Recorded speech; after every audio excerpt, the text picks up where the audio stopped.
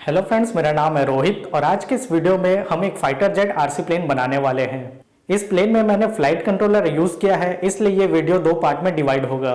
पहला पार्ट में हम इसका पूरा मॉडल बनाएंगे और दूसरे पार्ट में इसके प्रोग्रामिंग को समझेंगे। तो चलिए वीडियो शुरू करते हैं। मैं हमेशा की तरह यूज़ कर रहा हूँ 10 mm का थर्माकोल शीट और उस पर डायमेंशन ड्रॉ कर ले रहा हूँ। सभी डायमेंशंस आपको डिस्क्रिप्शन में दिए गए लिंक पर मिल जाएगा।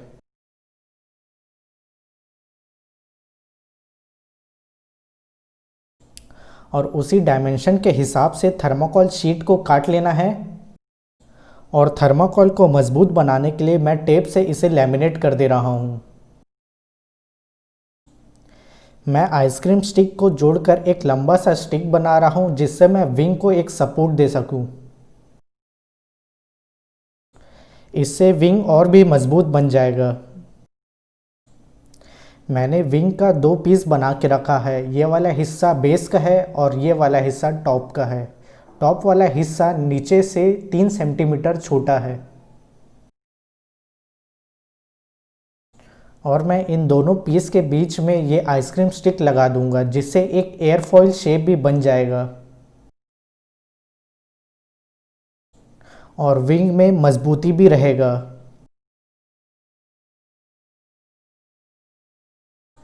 मेरे पास यहाँ पर एक मोटर माउंट है जो मैंने 3D प्रिंट किया है, उसे मैं यहाँ पर ऐसे लगा दूंगा।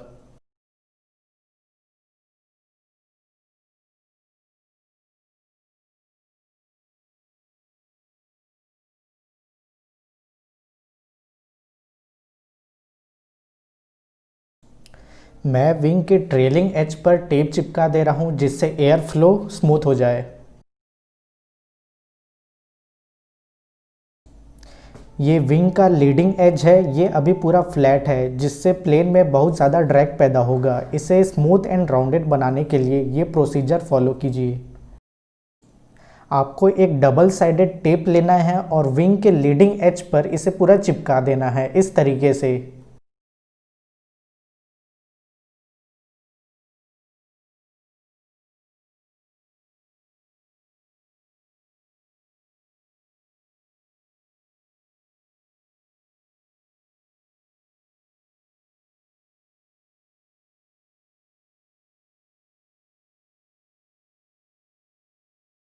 फिर उसके बाद मेरे पास यहाँ पर एक पतला सा थर्माकोल का टुकड़ा है, उसे आपको इसके बीचों बीच चिपका देना है इस तरीके से।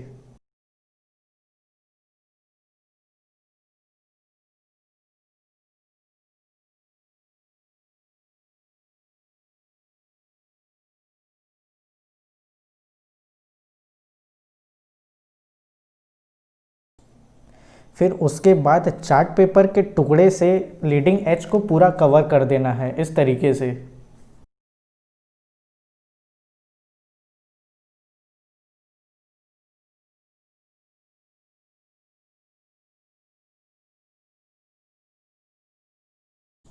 फिर आप देख सकते हैं कि इसका leading edge smooth and rounded बन गया।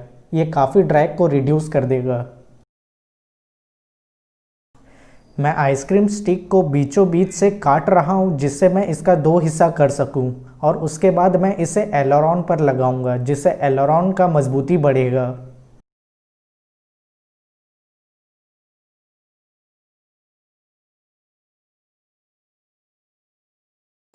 इस आइसक्रीम स्टिक को एलरॉन पर इस तरीके से चिपका देना है।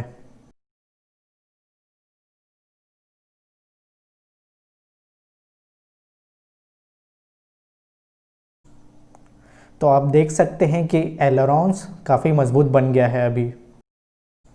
तो अब मैं एलरॉन्स को चिपका दे रहा हूँ विंग के साथ।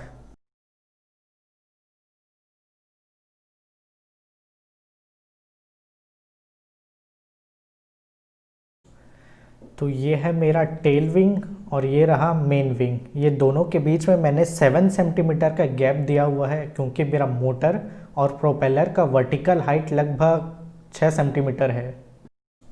दोनों विंग को जोड़ने के लिए मैं आइसक्रीम स्टिक का ही इस्तेमाल कर रहा हूँ। टेल विंग को भी मजबूत बनाने के लिए मैं यहाँ पर आइसक्रीम स्टिक चिपका दे रहा हूँ।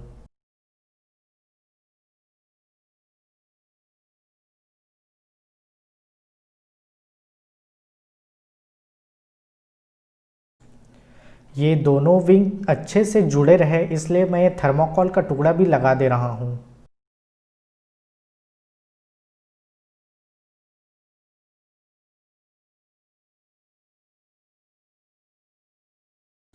और फ्यूज़लाज के लिए मैं ये थर्माकोल का टुकड़ा इस तरीके से लगा दे रहा हूँ। वैसे इसका कोई ख़ास यूज़ नहीं है पर यह प्लेन का लुक बढ़ाने में मदद करेगा क्योंकि मेरा जो पूरा इलेक्ट्रॉनिक्स है वो विंग के ऊपर साइड में लगेगा। ये सिर्फ बैटरी होल्ड करने के लिए बना रहा हूँ।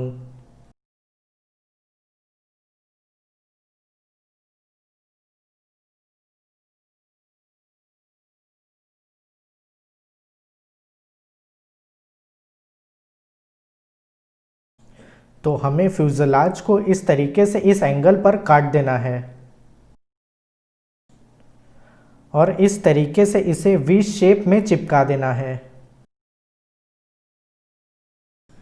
तो ये है मेरा फ्यूज़लाज का बेस। इसे मैं इस तरीके से यहाँ पर चिपका दे रहा हूँ। पर आपको यहाँ पर ध्यान देना है कि आपको ग्लू इस लाइन तक ही लगाना है, फिर इसके बेस को नीचे की तरफ फोल्ड कर कर चिपकाना है ताकि जो एयर फ्लो है वो रुके ना और इसका एफिशिएंसी मेंटेन रहे।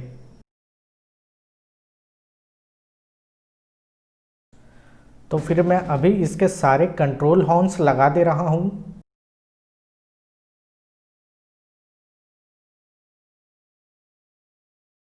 और सारे सर्वोस को भी चिपका दे रहा हूँ। यहाँ पर मैंने 4 सर्वो इस्तेमाल किए हैं, 2 एलरॉन्स के लिए और 2 एलिवेटर्स के लिए। रडर कंट्रोल मैं नहीं बना रहा हूँ।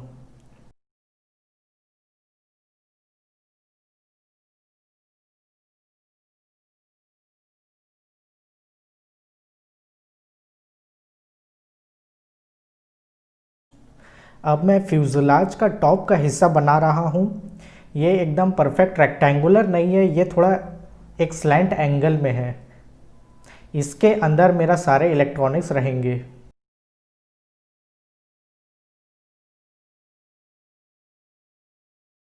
और मैं इलेक्ट्रॉनिक्स में यूज़ कर रहा हूँ पावर डिस्ट्रीब्यूशन बोर्ड क्योंकि मेरे ESC में 5 वोल्ट का BEC नहीं है।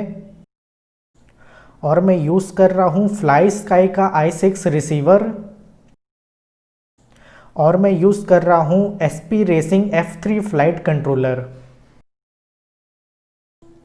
इसमें फ़्लाइट कंट्रोलर लगाने की ज़रूरत इसलिए पड़ रही है क्योंकि ये जो विंग है पूरा स्ट्रेट है, मतलब इस विंग में डाइहेड्रल नहीं है और जितने भी इलेक्ट्रॉनिक्स है वो विंग के ऊपर लग रहे हैं। मतलब देखा जाए तो विंग के लेवल पर ही इलेक्ट्रॉनिक्स लग रहे हैं, यानी पूरा जो वेट है विंग के लेवल पर ही है।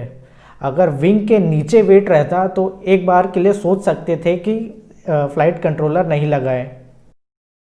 तो इस वजह से प्लेन बहुत ही अनस्टेबल होने वाला है, तो इसे काउंटर करने के लिए मैंने फ़्लाइट कंट्रोलर यूज़ किया है।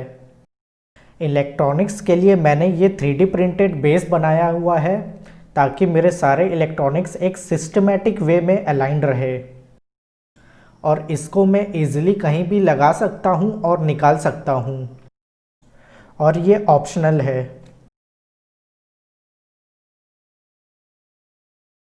तो यहाँ पर मैंने कैनोपी के लिए सिंपल सा डिज़ाइन बनाया हुआ है। इसे मैं यहाँ पर इस तरीके से चिपका दूंगा, पर ध्यान रहे इसे टेप से चिपकाना है, हमें इसे परमानेंट अभी नहीं चिपकाना है। इसे ऐसा बनाना है ताकि ये खुल सके। तो ये रहा मेरा कैनोपी और फ्यूज़लाज का टॉप कवर और इसे इस तरीके से चिपका देना है।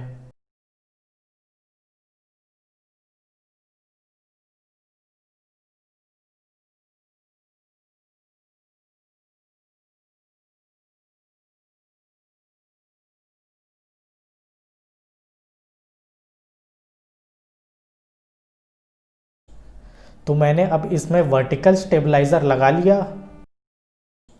और ये रहा मेरा कैनोपी। ये इस तरीके से खुलता है। यहाँ पर मैंने अपना बैटरी लगाया हुआ है।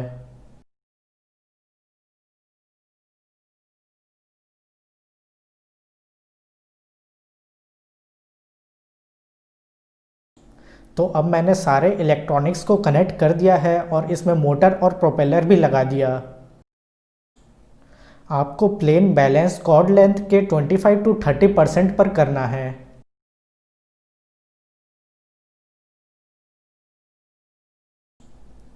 तो अब हमारा प्लेन रेडी है फ्लाइट के लिए। एक मिनट पंखा घूमना चालू हो गया।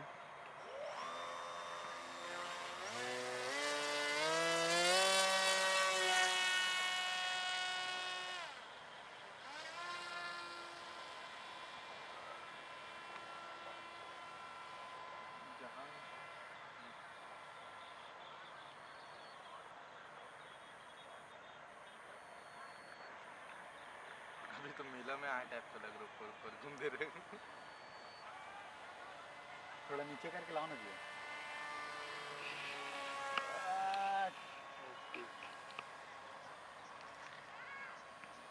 राइट था ना कंट्रोल, ये वाला मस्त बना। और एक बार वैसे ही करना तो।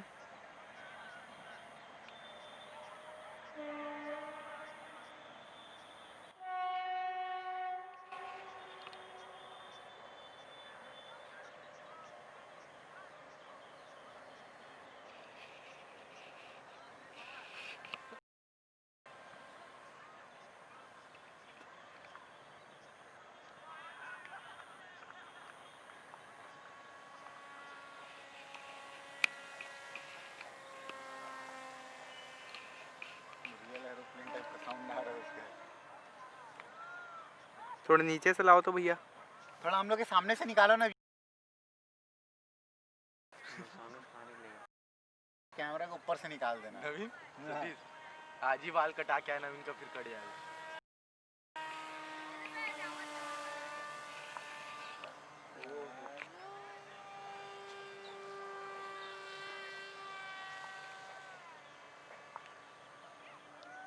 कोशिश करो कि ऊपर से जाए।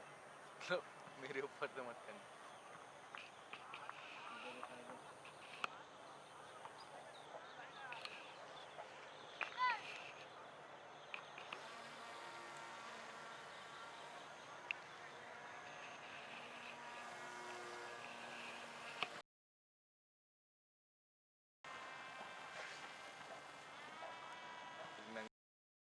पूरा ओरिजिनल प्लेन लग रहा है भाई। हाँ वही तो बोल रहा हूँ, ऊपर उड़ रहा है तो। रेंज भी अच्छा है। अभी दूर रिमोट का रहे है कि एकदम थोड़ा नीचे से के सामने से निकालो भी ऐसे सीधा में। हाँ निकालो ना एक बार, गिर जाएगा बाकी उतना नीचे तक। पतंग थोड़ी ना फेज लड़ाएंगे।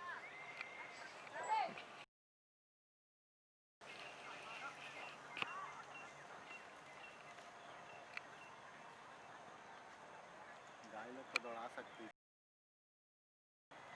गाय लोग का शॉट हो जाता है। ठीक है रेडी रहे।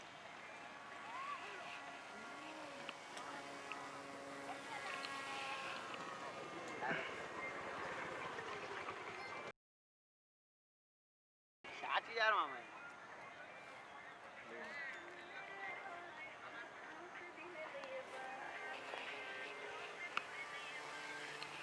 अरे यार दिल खुश कर दिया।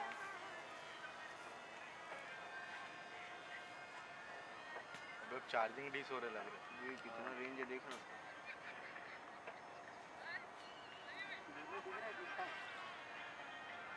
नीचे चढ़ते वैसा भक्त तो उठाना तो